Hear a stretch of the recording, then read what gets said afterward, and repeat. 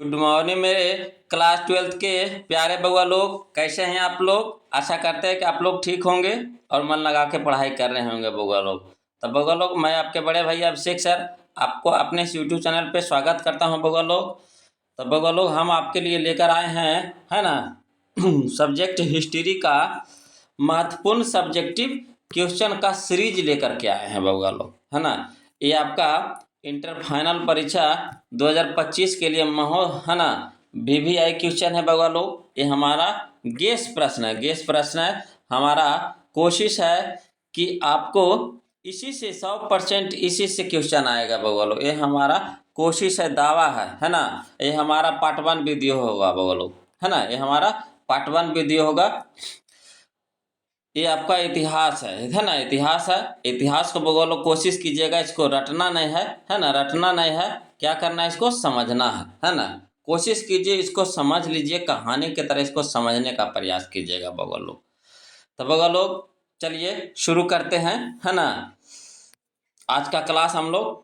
और शुरू करने से पहले अगर वीडियो अच्छा लग रहा है तो प्लीज़ वीडियो को लाइक कर दीजिए, शेयर कर दीजिए। और जो अभी तक चैनल को सब्सक्राइब नहीं किए हैं बउआ लोग, प्लीज़ चैनल को सब्सक्राइब कर लीजिए, है ना। इसी तरह से हम आपके लिए क्वेश्चन लाते रहेंगे बउआ लोग, है ना, वो भी इम्पोर्टेंट क्वेश्चन। चलिए बउआ लोग, क्वेश्चन नंबर फर्स्ट देखिए क्या कहता है ना। ध्यान से समझने का प्रयास कीजिएगा। कह रहा है,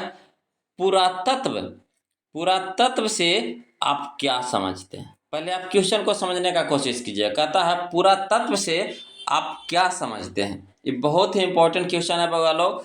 ये आपको, है ना, बहुत बार एग्जाम में पूछ चुका है क्वेश्चन है ना। इसीलिए कोशिश कीजिए, इसको एकदम पूरा बारीकी से समझ लीजिए।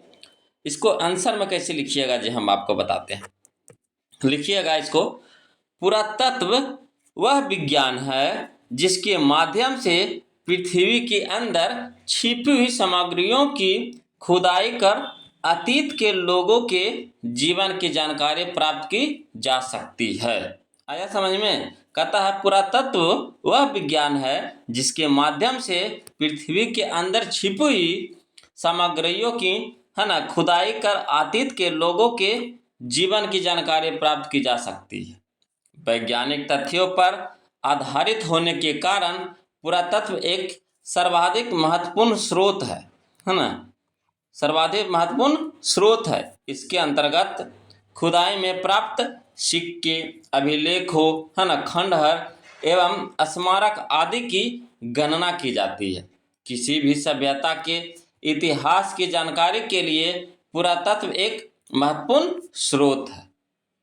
आया समझ में आया बउआ लोग, है ना। पुरातत्व का मतलब है कि इसको खुदाई करके, है ना, कोई भी चीज़ को खुदाई करके जो उससे प्राप्त होता है, तो उससे हमें क्या होता है कि अतीत के लोगों के जीवन की जानकारी प्राप्त होती है ना। जैसे खुदाई के दौरान आपको, है ना, मिलता है गणना, सिक्का, अभिलेख, खंडहर, स्मारक, ये सब ना प्राप्त हुआ है ना। तो आशा करते हैं कि आपको समझ में आ गया होगा बउआ लोग। क्या कीजिएगा ना, कि इसको 2-3 बार पढ़ करके इसको खुद से लिखने का प्रयास कीजिएगा बउआ लोग।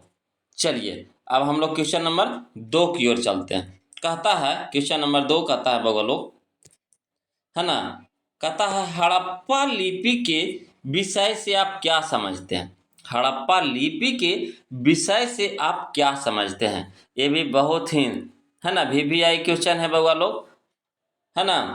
ये आपको बोर्ड एग्जाम में बार बार देखने को मिलेगा बउआ लोग। ये सब क्वेश्चन, चुनिंदा क्वेश्चन हम आपके लिए लेकर के आए हैं बउआ लोग। हमारी कोशिश यही है कि एग्जाम में यही क्वेश्चन आएगा। चलिए इसको लिखिएगा कैसे बउआ लोग। लिखिएगा, हड़प्पाई स्थलों के उत्खनन में बड़ी समस्या में लिपिबद्ध मुहरें मिली है। मुहरे पर छोटे छोटे अभिलेख खुदे हुए हैं। मुहरे, है ना, जारी करने वाले व्यक्ति के यह नाम और पद की ओर इंगित होता है। लिपि का वास्तविक स्वरूप आज भी स्पष्ट नहीं है। कुछ विद्वानों ने इससे पढ़ने का प्रयास किया है।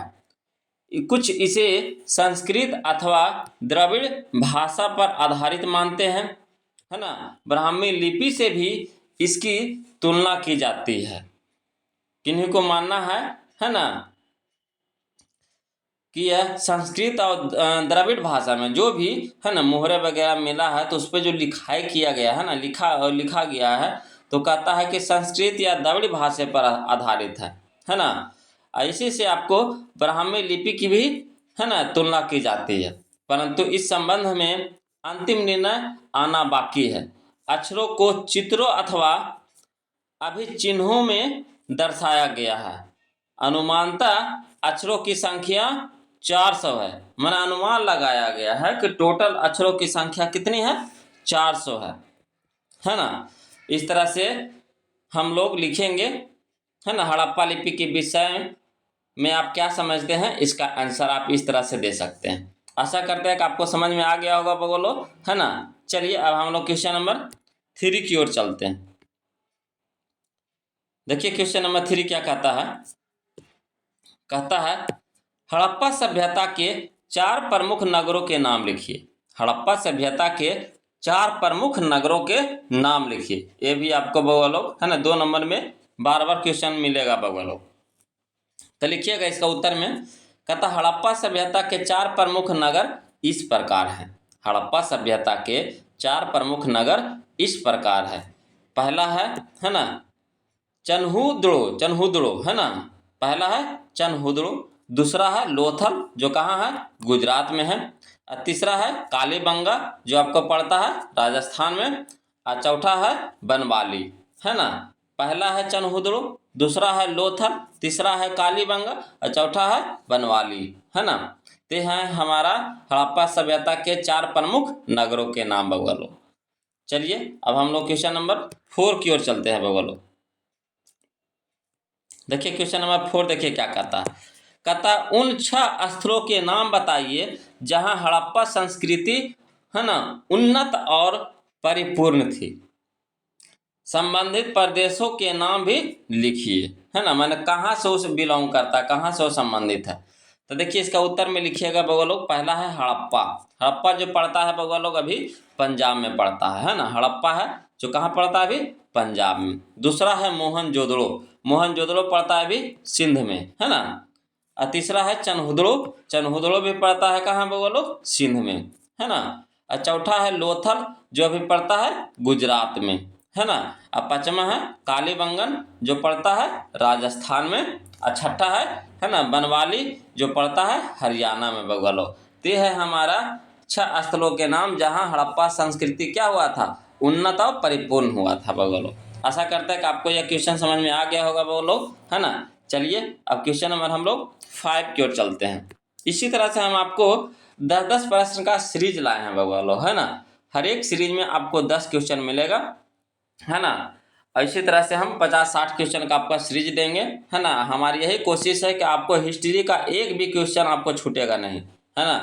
और दिमाग में इसको एकदम क्या करना है, आपको सेट कर लेना है बगल लोग। तो चलिए क्वेश्चन नंबर हम लोग 5 देखते हैं। देखिए क्वेश्चन नंबर 5 कहता है सिंधु घाटी सभ्यता को हड़प्पा सभ्यता क्यों कहा जाता है।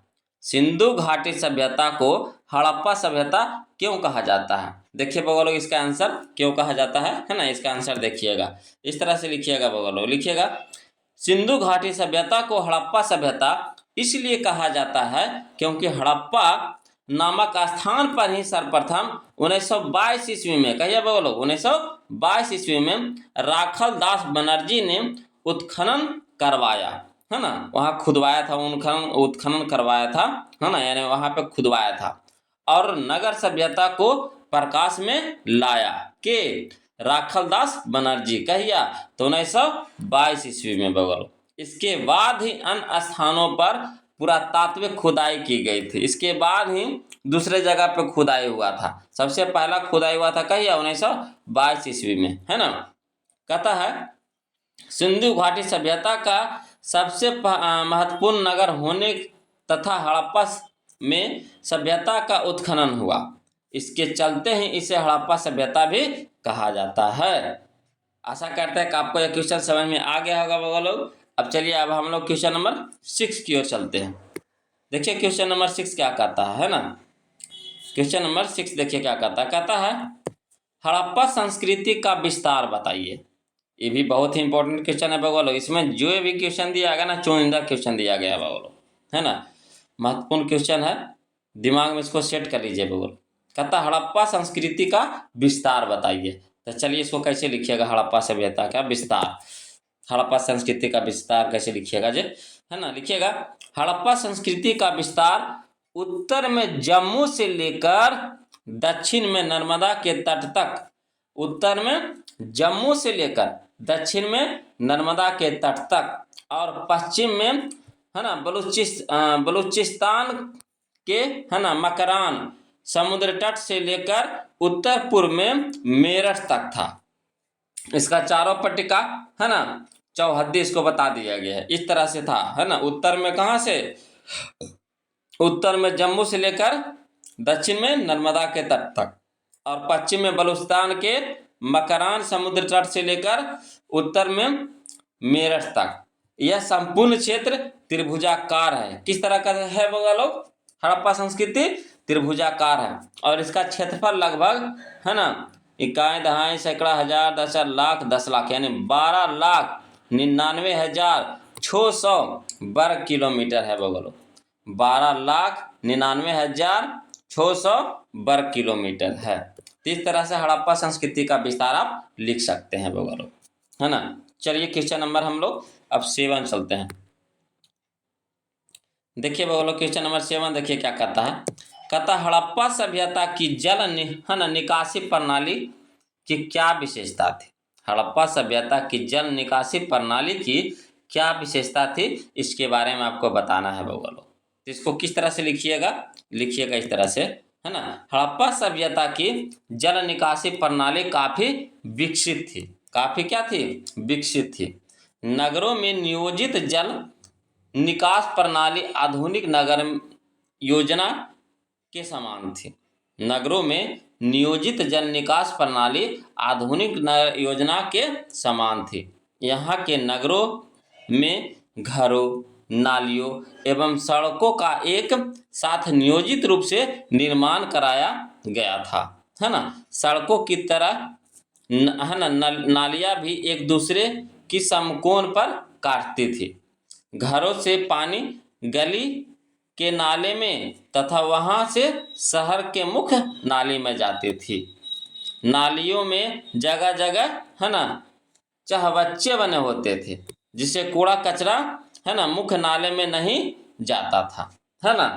तो इस तरह से हड़प्पा सभ्यता की जल निकासी प्रणाली की विशेषता है बगलो, है ना। इस तरह से अगर आप लिखते हैं तो एग्जाम में आपका एक भी नंबर कटेगा नहीं बगलो। ये अपना भाषा में लिखा गया क्वेश्चन का आंसर है ना। तो चलिए अब हम लोग क्वेश्चन नंबर 8 चलते हैं बगलो। क्वेश्चन नंबर 8 देखिए क्या कहता है। कहता है हड़प्पा सभ्यता की जल निकासी प्रणाली का वर्णन करो। उसमें था विशेषता बताइए, इसमें क्या है, वर्णन करें। एकदम ये सब VVI क्वेश्चन है बगलो, है ना। ये सब VVI क्वेश्चन है, दिमाग में इसको सेट कर लीजिए। इसको देखिए कैसे लिखिएगा, लिखिएगा सिंधु घाटी सभ्यता के लोग सुव्यवस्थित एवं वैज्ञानिक ढंग से नालियों का प्रबंध करना जानते थे। उन्होंने नालियाँ, है ना, नालियाँ खड़िया मिट्टी, चूने और एक प्रकार की सीमेंट से बनाई हुई थी। उन्होंने जो नालियाँ जो बनाई थी खड़िया मिट्टी, चूने और एक विशेष प्रकार के, है ना, सीमेंट से बनाई हुई थी। वह नालियों को, है ना, खुला छोड़ना हानिकारक समझते थे, है ना। वो जो भी नाली बनाया था ना उसको हमेशा ढक करके रखते थे। आज भी देखिए हमारे यहाँ नालियाँ ढका जाता है ना, ढका हुआ रहता है। अतः इन्हें ईंटों से पाटते यानी ढकते थे, ईंट से इसको, है ना, ढक दिया जाता था। उस समय तो देखो ढलैया की व्यवस्था नहीं ना था बगलो। अभी हम लोग नालियाँ जो भी हमारे यहाँ बनता है सब क्या होता है, फिर नालियाँ बनने के बाद उसमें ढलैया हो जाता है ना। स्त्रियों को नालियों में राख और कूड़ा डालने पर पाबंदी थी। स्त्री लोग ज़्यादा वक्तव्य करते हैं कि जो भी घर से कचरा निकलता है नाली में डाल देते हैं, घर से कचरा निकलता है नाली में डाल देते हैं। तो उस समय भी क्या हुआ था कि स्त्रियों को राख, जो जिससे घर में जो भी खाना बनता था खाना बनता था तो जैसे गोईठा से, लकड़ी से, है ना, इस तरह से खाना बनता था। तो उससे जो राख निकलता था, घर से जो कूड़ा कचरा निकलता था, तो उसको नालियों में नहीं फेंकने पर पाबंदी लगा हुआ था बगल। वर्षा के पानी की निकासी का विशेष रूप से प्रबंध था, है ना। वर्षा का जो पानी, जो बरसात में जो पानी पड़ता था ना, उसका भी विशेष रूप से ध्यान रखा गया था। सारांश रूप से कहा जा सकता है कि उन लोगों का सफाई की और विशेष ध्यान था। मैंने कह रहा है सारांश रूप से कहा जा सकता है कि उन लोगों का सफाई की ओर विशेष ध्यान था, मैंने साफ सुथरा का बहुत ध्यान रखते थे, है ना। चलिए बगलो, अब हम लोग क्वेश्चन नंबर 9 देखते हैं। कहता है क्वेश्चन नंबर 9, मोहनजोदड़ो के विशाल स्नानागार की 2 विशेषताएं बताएं, है ना। मोहनजोदड़ो के जो विशाल स्नानागार था उसका 2 विशेषता बताना, है ना। तो इसको ऐसे लिखिएगा बगलो, इस तरह से लिखिएगा। मोहनजोदड़ो के विशाल स्नानागार की 2 विशेषताएं निम्नलिखित है। पहला है विशेषता, मोहनजोदड़ो के स्नानागार के चारों ओर बरामदे होते थे, है ना। मोहनजोदड़ो के जो भी स्नानागार था तो उसके चारों ओर क्या था, बरामदा था, है ना। दूसरा विशेषता यह था कि स्नानागार को पानी से भरने के लिए एक कुआं भी होता था। स्नानागार को पानी से भरने के लिए एक क्या था, कुआं भी होता था, है ना। तो यही था हमारा बोलो मोहनजोदड़ो के विशाल स्नानागार की 2 विशेषता, है ना। चलिए अब हम लोग क्वेश्चन नंबर 10 देखते हैं। क्वेश्चन नंबर 10 देखिएगा। कहता है मोहनजोदड़ो के विशाल स्नानागार के विषय में लिखिए। उसमें था कि 2 को विशेषता बताना, इसमें पूरा उसका परिचय देना है ना। विशाल स्नानागार जो बना है ना, बना होता था, उसके विषय में पूरा परिचय देना है। तो लिखिएगा, कैसे लिखिएगा जब बोलो, लिखिएगा मोहनजोदड़ो में बना, है ना, सामाजिक स्नानागार अपना विशेष महत्व रखता था, है ना। मोहनजोदड़ो में बना सामाजिक स्नानागार अपना विशेष महत्व रखता था। यह सिंधु घाटी के लोगों की कला का अद्वितीय नमूना था। ऐसा अनुमान है कि यह स्नानागार धार्मिक अवसरों पर आम जनता के नहाने के प्रयोग में लाया जाता था, है ना। जिसका आकार 180 बाई 180 वर्ग फुट होता था, है ना। 180 बाई, गुना नहीं इसको पढ़िएगा, इसको बाई पढ़िएगा, है ना। 180 बाई 180 वर्ग फुट होता था। इसके चारों ओर बरामदे होते थे। स्नानागार को पानी से भरने के लिए एक कुआं भी होता था तथा गंदे पानी की निकासी के लिए भी प्रबंध था। जो भी वहाँ पे गंदा पानी हो जाता था तो उसका भी तो बाहर निकलने का कोई उपाय होना चाहिए, तो उसका भी पूरा प्रबंध होता था बउआ लोग। तो ये था हमारा मोहनजोदड़ो के विशाल स्नानागार के बारे में, है ना, परिचय था। इस तरह से आप लिख दीजिएगा तो एग्जाम में बउआ लोग क्वेश्चन एक भी नंबर नहीं कटेगा बउआ लोग, है ना। तो आशा करते हैं कि आपको 1 से 10 तक क्वेश्चन समझ में आ गया होगा। अगर जो भी क्वेश्चन में फॉल्ट है बउआ लोग, को जो भी क्वेश्चन आपको समझ में नहीं आया है तब फिर से दोबारा कमेंट करके पूछ सकते हैं बउआ लोग, हम आपके लिए हमेशा तैयार रहेंगे, है ना। अब वीडियो अच्छा लगा है तो प्लीज़ वीडियो को लाइक कर दीजिए, शेयर कर दीजिए, और जो अभी तक चैनल को सब्सक्राइब नहीं किए हैं बउआ लोग प्लीज़ चैनल को सब्सक्राइब कर लीजिए। आपको टोटल विषय का, है ना, सब्जेक्टिव ऑब्जेक्टिव क्वेश्चन मिलेगा बउआ लोग, आपको कहीं जाने की जरूरत नहीं है ना। तो चलिए बउआ लोग आज का वीडियो में बस इतना ही रखते हैं, है ना। फिर मिलते हैं हम लोग अगले वीडियो में, तब तक के, है ना, जोर से बोलिएगा बउआ लोग, जय हिंद।